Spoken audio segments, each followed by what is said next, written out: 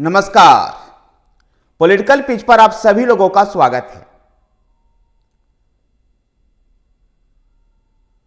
केरल में कांग्रेस पार्टी 16 सीटों पर चुनाव लड़ेगी। वाम दल से केरल में मुकाबला करने के लिए कांग्रेस पार्टी ने अपने सहयोगियों के बीच में सीट बंटवारा कर लिया है।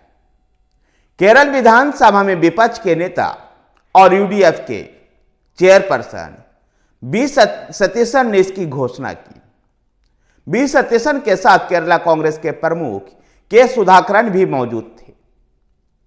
बी सतीशन ने बताया कि कांग्रेस पार्टी यूडीएफ अपने सबसे बड़े घटक दल कांग्रेस पार्टी 16 सीटों पर चुनाव लड़ी, जबकि IUMAL इंडियन यूनियन मुस्लिम लीग 2 सीट मलप्पुरम और पोन्नानी में चुनाव लड़ेगी, जबकि केरला कांग्रेस जोसेफ 1 सीट पर और आरएसपी 1 सीट पर चुनाव लड़ेगी। कांग्रेस पार्टी के द्वारा इस घोषणा के बाद बी सतीशन और के सुधाकरन की इस घोषणा के बाद IUMAL ने अपने प्रत्याशियों की भी घोषणा कर दी। IUMAL ने जहां मलप्पुरम सीट के लिए मौजूदा सांसद अब्दुल समद समदानी को उम्मीदवार बनाया है, तो वहीं पोन्नानी से ईटी मोहम्मद बशीर को फिर से एक बार टिकट दिया है। गौरतलब है कि अब्दुल समद समदानी और ईटी मोहम्मद बशीर दोनों ही मौजूदा लोकसभा में सांसद हैं। IUMAL ने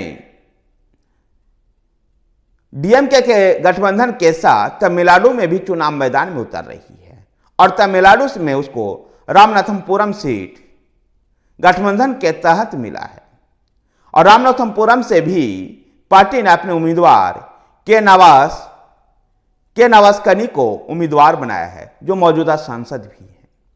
दूसरी तरफ कांग्रेस पार्टी केरल में बहुत जल्द प्रत्याशियों का घोषणा कर सकती है।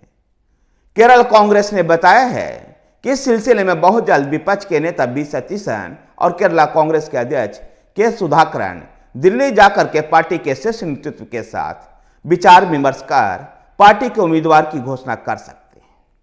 गौरतलब है कि इस दक्षिण के इस राज्य में जहां राजनीतिक लड़ाई यूडीएफ और एलडीएफ के बीच में है, वहीं पर भारतीय जनता पार्टी भी दक्षिण भारत में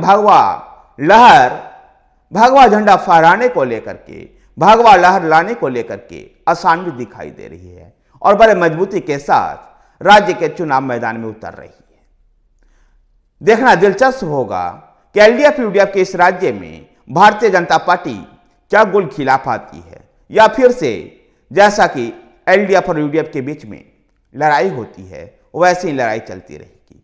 धन्यवाद साथियों। वीडियो को लाइक कीजिए, शेयर कीजिए। हमारे साथ बने रहने के लिए हमारे चैनल पॉलिटिकल पिच को सब्सक्राइब कीजिए। धन्यवाद।